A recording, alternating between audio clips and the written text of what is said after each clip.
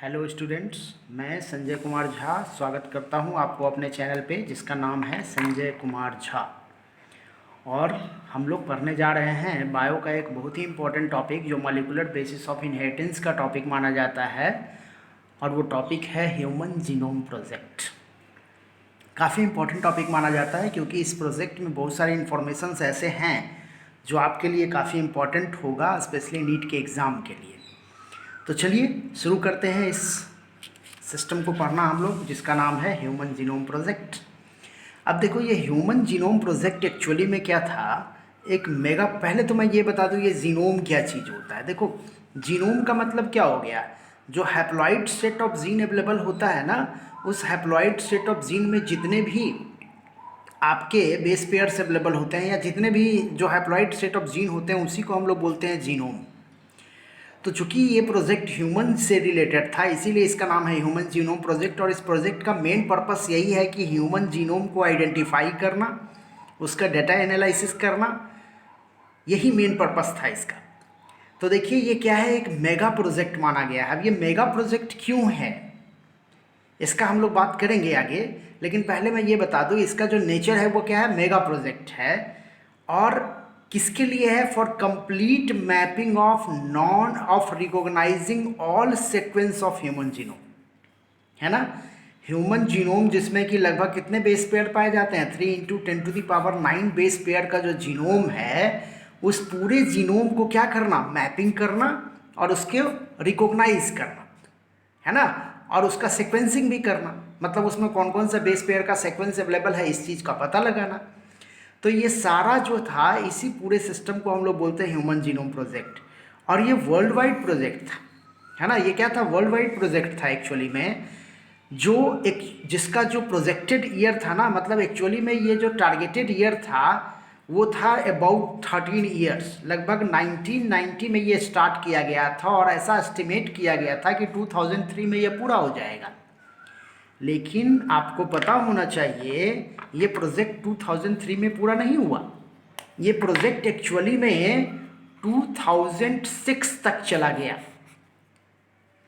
Purpose क्या था कि 13 इयर्स में हम ह्यूमन जीनोम को क्या कर लेंगे, इस प्रोजेक्ट को कंप्लीट कर लेंगे, पूरे ह्यूमन जीनोम सिस्टम को हम कंप्लीट कर लेंगे, उसका पूरा सीक्वेंसिंग हम कर लेंगे, उसका पूरा कंप्लीट मैपिंग हमको पता चल जाएगा। लेकिन ये लगभग लग गया इसमें 16 इयर्स, मतलब ये 2006 तक चला गया।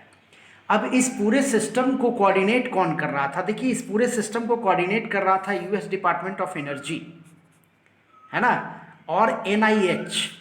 कौन कर रहा था, NIH, national institute of health, है ना। ये यूएस डिपार्टमेंट ऑफ एनर्जी और नेशनल इंस्टीट्यूट ऑफ हेल्थ जो था इसको प्रॉपरली कोऑर्डिनेट कर रहा था। और इसके साथ एज ए मेजर पार्टनर के रूप में जुड़ा हुआ था Wellcome Trust of United kingdom. साथ में कुछ और भी जो डेवलप्ड कंट्री थे जैसे जापान, फ्रांस, जर्मनी, चाइना, इनका भी कंट्रीब्यूशन था इस पूरे प्रोजेक्ट में। तो इस प्रोजेक्ट को हम लोग देखते हैं कि आखिर इस प्रोजेक्ट का क्या पर्पस था, इसका क्या मेथड यूज़ किया गया था, किसका क्या गोल था, हम लोग इसी चीज़ को देख रहे हैं। तो सबसे पहले मैं आपको बताऊंगा यहाँ पे कि ये क्यों है मेगा प्रोजेक्ट। देखिए मेगा प्रोजेक्ट क्यों है, देखिए आपके सामने ऐसा ही क्वेश्चन डाला हुआ है, वाई मेगा प्रोजेक्ट, हम क्यों बोल रहे हैं कि मेगा प्रोजेक्ट है। अब देखो, ह्यूमन जीनोम में लगभग 3.3 × 10⁹ बेस पेयर्स होते हैं, आपको पता है ये बात, पिछले वीडियो में हमने बताया है इस चीज़ को आपको।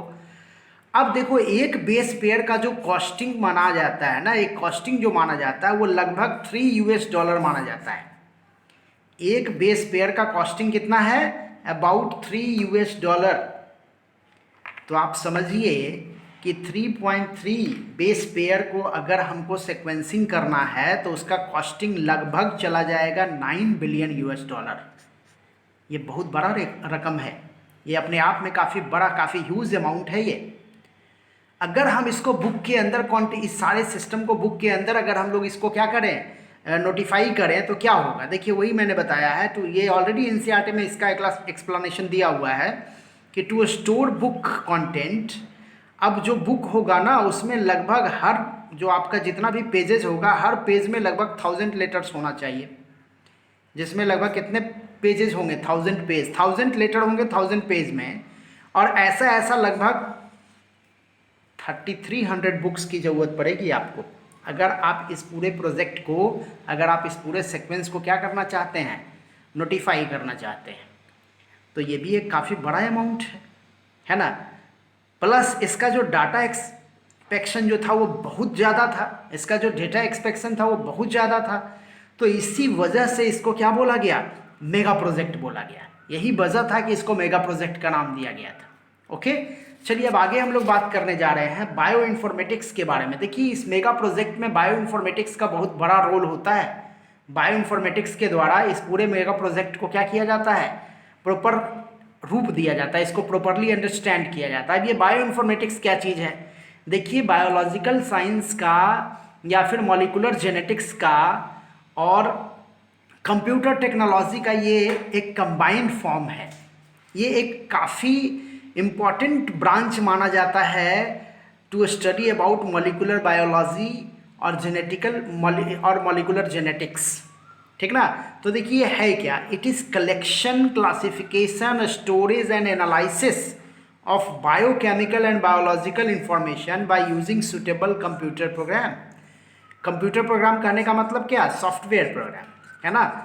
एक स्पेशल टाइप के सॉफ्टवेयर प्रोग्राम से हम लोग जो मॉलिकुलर बेसिस ऑफ जेनेटिक्स है ना उसका एनालाइजिंग करते हैं, वही ब्रांच है ये बायो इन्फॉर्मेटिक्स।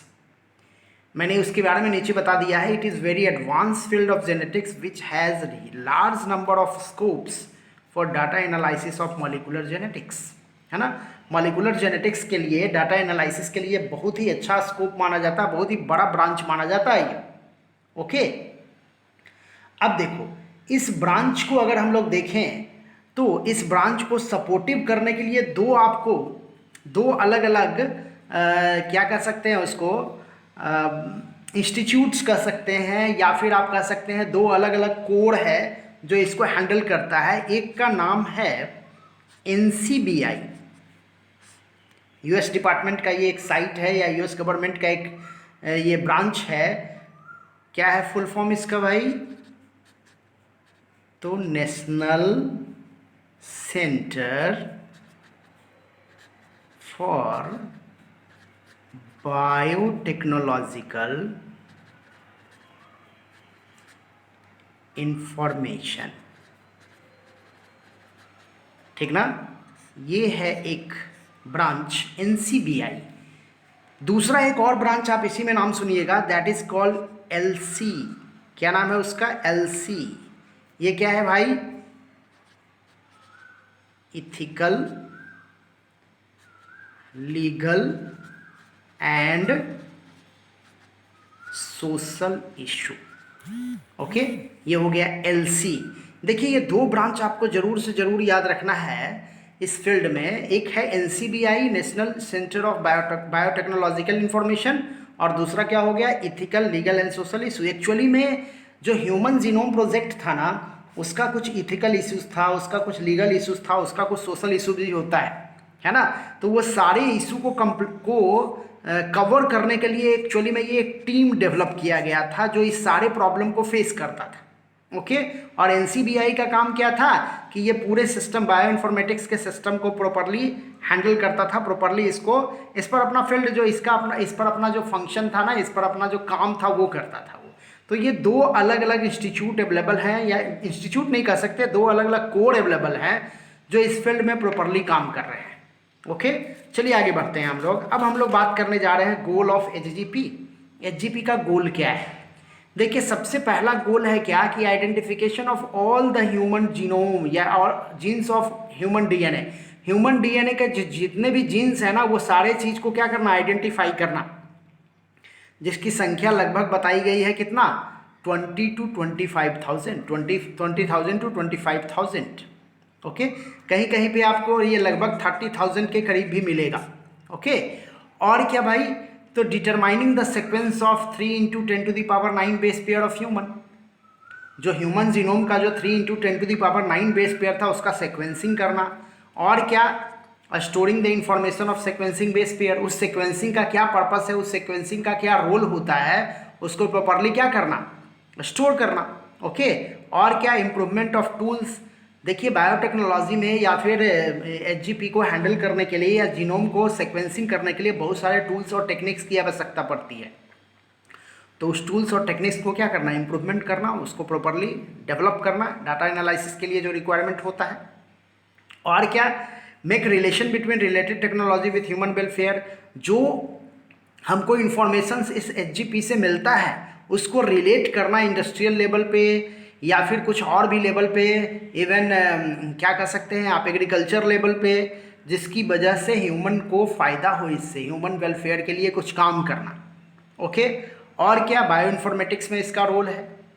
अभी मैंने बताया बायो इन्फॉर्मेटिक्स का क्या रोल है कि कंप्यूटर टेक्नोलॉजी या फिर सॉफ्टवेयर टेक्नोलॉजी और साथ में मॉलिक्यूलर जेनेटिक्स दोनों को क्या करना है, एनालाइजिंग करना उससे। ओके। और लास्ट में आपका क्या है, सीक्वेंसिंग ऑफ मॉडल ऑर्गेनिज्म। देखिए मॉडल ऑर्गेनिज्म बहुत सारे आते हैं। जैसे मॉडल ऑर्गेनिज्म में कौन कौन आएगा भाई, तो इकोलाई आएगा, ईस्ट आएगा, देखिए कोनियोरैबिडिस एलिगेंस आएगा जो एक टाइप का नेमाटोड होता है, फ्रूट फ्लाई आएगा। एक्चुअली में ये सारे ऑर्गेनिज्म जो थे ना, इन सारे ऑर्गेनिज्म का भी जीनोम प्रोजेक्ट पता लगाया गया था। ओके। जैसे मैं आपको अलग से बता रहा हूँ इसको। जैसे सबसे पहले अगर हम लोग देखते हैं प्रोकैरियोटिक ऑर्गेनिज्म में, प्रोकैरियोटिक ऑर्गेनिज्म को अगर हम लोग सबसे पहले देखते हैं तो आपको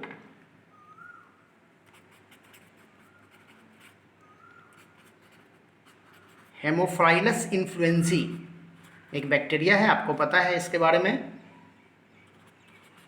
हेमोफाइलस इन्फ्लुएंजी के बारे में पता लगाया गया था सीक्वेंस एनेटोशन में कि ये क्या है भाई, ये फर्स्ट प्रोकैरियोटिक माना जाता है जिसका कि कंप्लीट जीनोम सीक्वेंस किया गया था। फर्स्ट प्रोकैरियोटिक है जिसका कि कंप्लीट सीक्वेंसिंग ऑफ जीनोम के बारे में पता लगाया गया था। ये एक मॉडल ऑर्गेनिज्म के जैसा बिहेव किया जाता है। उसी तरह से अगर आप यूकैरियोटिक में देखिएगा तो आपको क्या मिलेगा, ईस्ट, जिसका क्या बोलते हैं हम लोग, सैक्रोमाइसस सर्विशी। ओके। तो इसके बारे में ये क्या है, ये आपको फर्स्ट यूकैरियोटिक ऑर्गेनिज्म है जिसमें जीनोम के सीक्वेंसिंग का पता किया गया था। उसी तरह से अगर आप प्लांट में आओगे, अगर मैं प्लांट की बात कर रहा हूँ तो प्लांट में ये क्या था भाई, तो एरबिडोप्सिस थैलियाना। क्या था, एरबिडोप्सिस थैलियाना, जो एक टाइप का मस्टर्ड प्लांट होता है। तो इसमें सबसे पहला प्लांट था जिसका कि कंप्लीट ये डीएनए सीक्वेंसिंग किया गया था या जीनोम सीक्वेंसिंग किया गया था। उसी तरह अगर हम लोग बात करते हैं एनिमल्स का, मैं एनिमल्स भी बता ही देता हूँ यहाँ पे। अगर हम लोग एनिमल्स की बात करते हैं तो ये कौन सा था भाई, तो यही था आपका कैनोरैबिडिटिस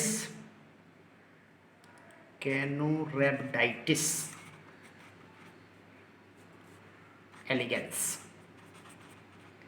जो एक टाइप का नेमाटोड होता है। ये क्या होता है, ये नेमाटोड है ना। तो यही वो फर्स्ट एनिमल था जिसका कि कंप्लीट डीएनए सीक्वेंसिंग का पता लगाया गया था। ओके। तो ये इन्फॉर्मेशन आपके लिए इम्पॉर्टेंट है। आप ऐसा कर सकते हो, देखो अगर आप ये सारे इन्फॉर्मेशंस को कैरी करना चाहते हो तो आप सबसे अच्छा तरीका है कि आप क्या करो, इसका स्क्रीनशॉट ले लो और स्क्रीनशॉट लेकर के बाद में फिर इसको आप नोटिफाई कर सकते हो अपने नोटबुक पे। ओके। चलिए आगे बढ़ते हैं हम लोग।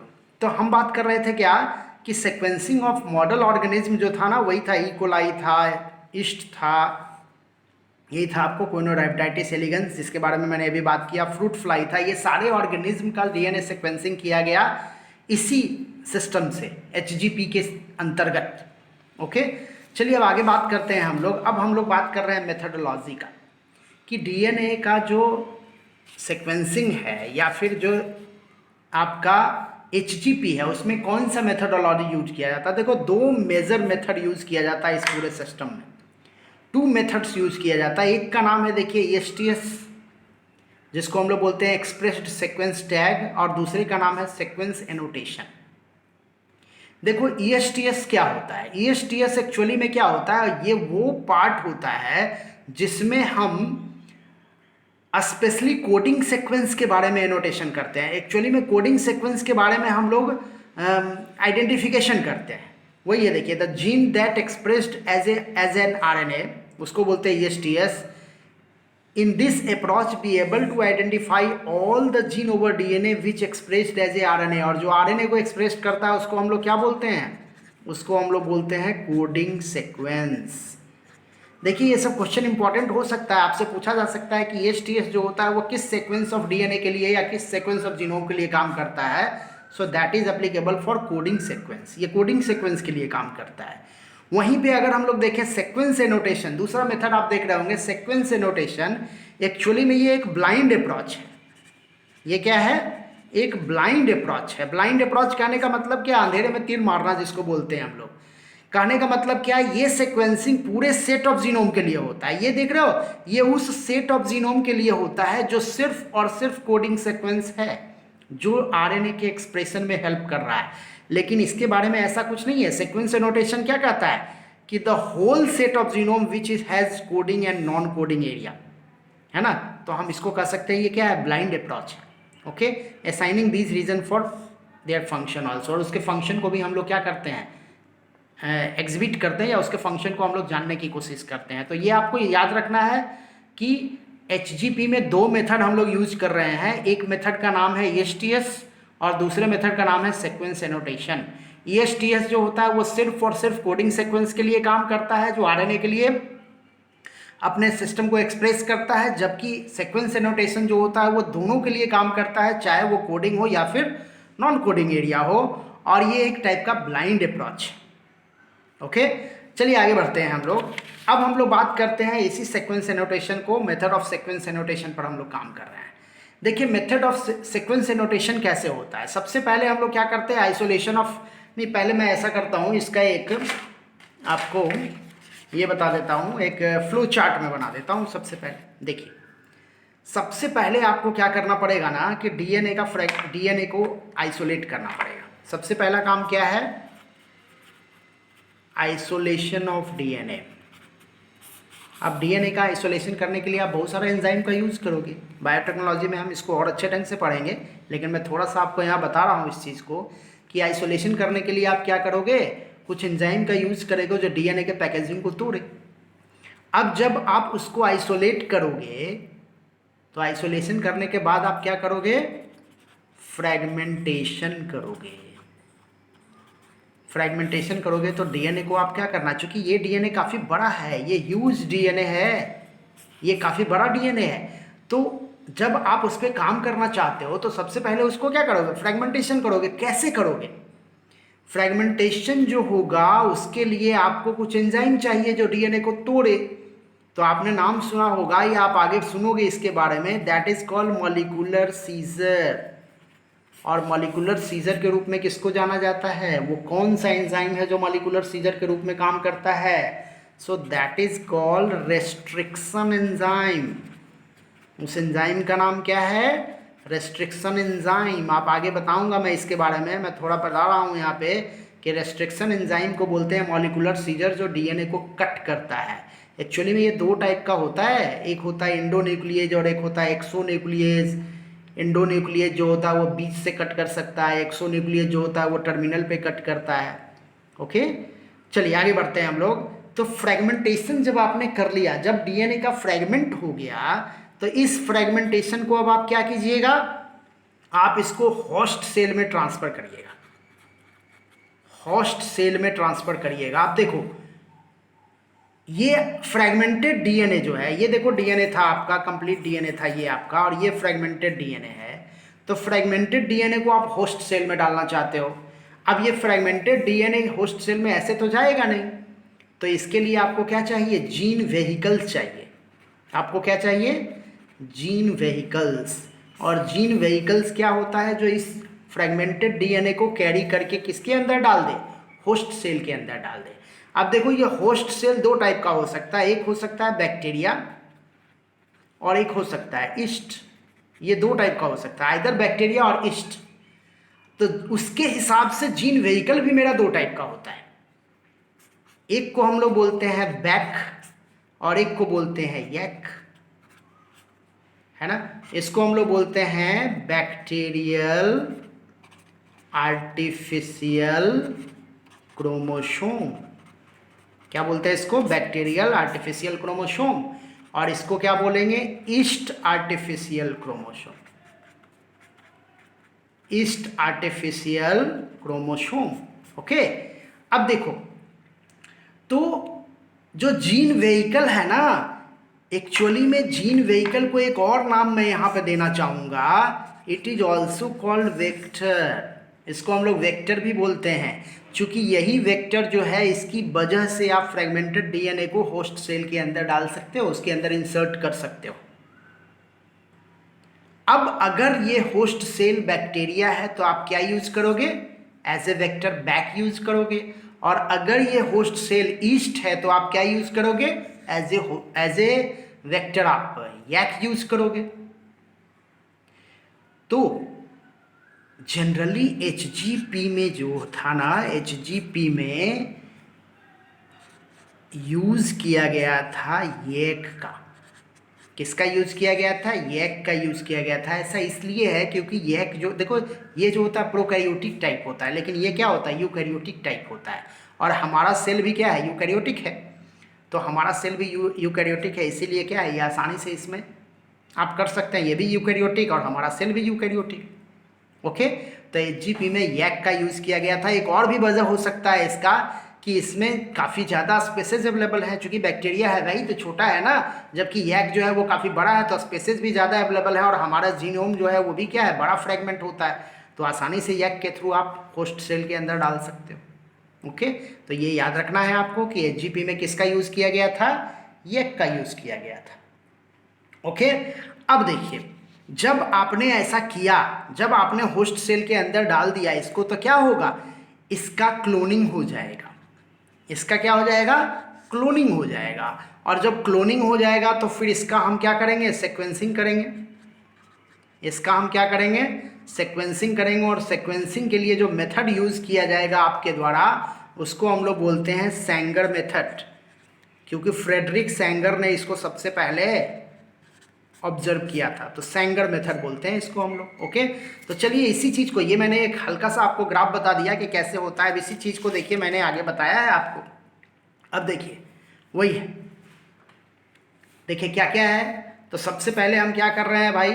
तो isolation of DNA from cell. उसके बाद हमने क्या किया? फ्रेगमेंटेशन। मैंने अभी आपको बताया कि फ्रेगमेंटेशन के लिए हम लोग क्या यूज़ करेंगे? Restriction enzyme. फ्रेगमेंटेशन के बाद हम क्या करेंगे? Cloning in suitable host by vector. Vector का यूज़ एज ए बैक और यैक करते हैं, है ना।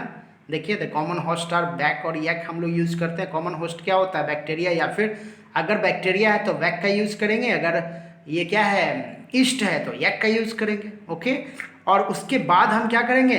देखिए, उसके बाद फिर जब ये हो जाएगा, जब ये क्लोनिंग हो जाएगा, उसके बाद देखिए sequencing is done by the principle method used by Frederick Sanger. Frederick Sanger के द्वारा जो मेथड यूज़ किया गया था उसका यूज़ करेंगे, है ना।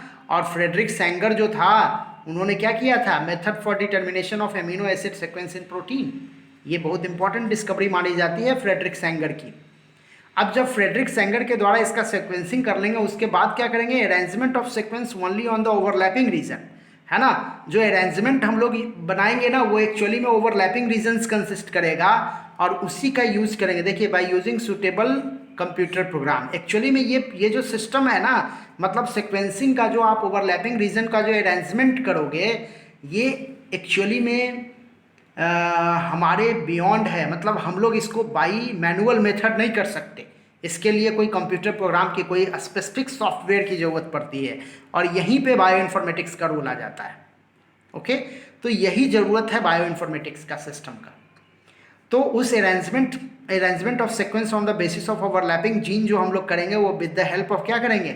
सम स्पेसिफिक सॉफ्टवेयर प्रोग्राम। ओके, तो ये मेथड यूज़ किया जाता है किसमें? एचजीपी में। अब आगे बढ़ते हैं हम लोग। अब हम लोग बात करते हैं एचजीपी का कुछ साइलेंट फीचर। तो साइलेंट फीचर क्या है भाई? देखिए, सबसे पहला प्रॉपर्टीज पता चला कि 3164.7 million nucleotides occur in human genome, है ना। 3164.7 मिलियन न्यूक्लियोटाइड जो है वो एचजीपी ह्यूमन जीनोम में अवेलेबल है, ऐसा पता लगाया गया। और क्या पता लगाया गया कि 3000 bases are commonly occur as a average gene, किसी भी जीन के ऊपर लगभग 3000 बेस पेयर अवेलेबल है, ऐसा कुछ पता लगाया गया। और क्या पता लगाया गया कि लार्जेस्ट जीन जो है ना हमारा, देखिए लार्जेस्ट नॉन ह्यूमन जीन जो है वो क्या है, डिस्ट्रोफिन है, और उसमें लगभग कितने बेस पेयर्स होते हैं, 2.4 मिलियन बेसेस अवेलेबल होते हैं। ये ध्यान रखिएगा, लार्जेस्ट नॉन ह्यूमन जीन क्या है, डिस्ट्रोफिन, जिसमें कितने बेस पेयर्स होते हैं, 2.4 मिलियन बेस पेयर्स अवेलेबल होते हैं। ओके, आगे क्या है, total number of gene estimated कितना है, 30,000, जबकि इसके पहले ये बहुत ज़्यादा था। उसमें फिर क्या बताया गया ह्यूमन जीनोम प्रोजेक्ट में कि 99.9% न्यूक्लियोटाइड बेस जो होता है ना, सारे ह्यूमन का सेम ही होता है, exactly same in all peoples. और उस बेस पेयर्स में से लगभग 50% डिस्कवर्ड बेस पेयर के बारे में हम लोग को जानकारी नहीं है, उसका क्या काम है इसका हमको पता नहीं है ना। और लगभग लेस देन 2% जीनोम जो होता है वो कोडेड होता है किसके लिए, प्रोटीन के लिए। देखिए ये ह्यूमन जीनोम प्रोजेक्ट का जो रिजल्ट था ना वो ये सारे चीज को बता रहा था। और क्या, large number of portion of human genome has repeated sequence, है ना। ह्यूमन जीनोम प्रोजेक्ट में बहुत सारा अमाउंट जो है ना वो रिपीटेड सीक्वेंस के रूप में पाया जाता है। अब देखिए आगे क्या बताया गया है कि repeated sequence thought as a क्या, इवोल्यूशनरी सीक्वेंस। एक्चुअली में ऐसा बताया गया है कि जब ह्यूमन का इवोल्यूशन हुआ होगा ना तो कहीं ना कहीं इस रिपीटेड सीक्वेंस का कुछ ना कुछ काम रहा होगा, है ना, क्योंकि ये क्या है, कोडिंग फंक्शन है which have no direct coding function, इसका कोई पर्पस नहीं है, इसका कोई स्पेसिफिक कोडिंग सिस्टम अवेलेबल नहीं है। ओके, वहीं पे क्रोमोसोम 1 जो है उसमें सबसे ज़्यादा जीन अवेलेबल हैं, दैट इज 2968। क्रोमोसोम 22 जो है उसमें सबसे कम अमाउंट में जीन अवेलेबल है, दैट इज 231। ओके, इसी में आप देखिएगा क्रोमोसोम 22 के ऊपर एक पाया जाता है TDF। ये TDF में सबसे कम base pair of gene available होते हैं। ये TDF जो आप देख रहे हो इसमें जो बेस पेयर जीन अवेलेबल होते हैं वो हैं 14 बेस पेयर। कितने बेस पेयर, 14 बेस पेयर। आपको पता होना चाहिए TDF जो है ये स्मॉलेस्ट जीन के रूप में बोला जाता है, ये आपका स्मॉलेस्ट जीन है। इन बातों को आप याद रखिएगा कि स्मॉलेस्ट जीन के रूप में आता है कौन, TDF। ओके, तो अगर हम लोग लार्जेस्ट जीन की बात करें तो लार्जेस्ट जीन जो होता है, मैं अलग से बता देता हूँ आपको, यहाँ मैं बता रहा हूँ, लार्जेस्ट जीन जो है वो है डकनी मस्कुलर डिस्ट्रॉफी, एक टाइप का डिजीज है जिसमें 2400 किलो बेस पेयर्स अवेलेबल होते हैं। ये लार्जेस्ट जीन है आपके बॉडी का। स्मॉलेस्ट जीन क्या हो गया, TDF, जिसमें कितने बेस पेयर होते हैं, 14 बेस पेयर। और लार्जेस्ट जीन क्या हो गया, डकनी मस्कुलर डिस्ट्रॉफी, जिसमें होते हैं 2400 किलो बेस पेयर। ओके, चलिए आगे बात कर रहे हैं हम लोग। Scientist have identify about 1.4 million location where SNPs occur, है ना। देख रहे हो, सिंगल न्यूक्लियोटाइड पॉलीमॉर्फिज्म जिसमें पाया जाता है। देखो पॉलीमॉर्फिज्म जो है ना, मैं आपको जब ये बायोटेक्नोलॉजी बताऊंगा तो उस समय मैं आपको प्रॉपरली मैं बता दूंगा। ऐसे पॉलीमॉर्फिज्म का मतलब आप ऐसे नाम से समझ रहे होगे। पॉली मतलब क्या होता है, लार्ज, मॉर्फिज्म मतलब क्या होता है, फिजिकल फॉर्म, मतलब बहुत सारे फिजिकल फॉर्म्स पाए जाते हैं एक ही बेस ऑफ न्यूक्लियोटाइड के, उसी को हम लोग स्निप्स बोलते हैं। ये ह्यूमन जीनोम का बहुत ही बड़ा पार्ट माना जाता है। वही occur in human, it is useful for finding chromosomal location and disease association sequence of tracing human history, है ना। ह्यूमन के डेवलपमेंट का जो हिस्ट्री है ना कहीं उसका सीक्वेंसिंग इसी से पता चलता है, किससे, पॉलीमॉर्फिज्म, सिंगल सेल, स्निप्स जिसको हम लोग बोल रहे हैं। ओके, आगे क्या है भाई, तो इस तरह से हम लोगों ने देख लिया क्या